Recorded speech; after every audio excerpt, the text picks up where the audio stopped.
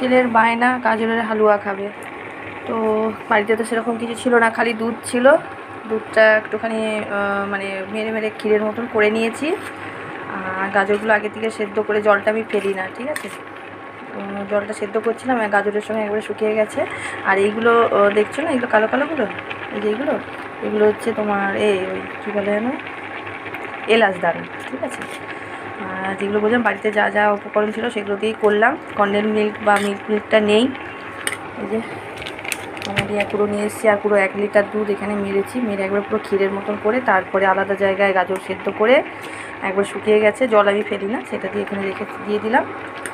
দিয়ে এলাচ দিয়ে দিয়েছি। এলাচটা আগে দিয়ে ভুল করেছি, এখন দেওয়া দরকার ছিল না, কী করবো, ভুল করে দিয়ে ফেলেছি। আর এর পাশে যে কিশমিশ তো আমার বাড়িতে থাকবে না, যাক করে কাজু ছিল, বেশি অল্প আছে।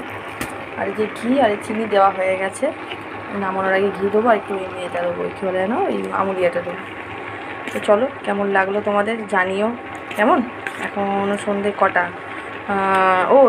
7টা বাজতে যায়, আমার সন্ধ্যা দিয়ে হয়ে গেছে, সন্ধ্যে দিয়েই উঠলাম।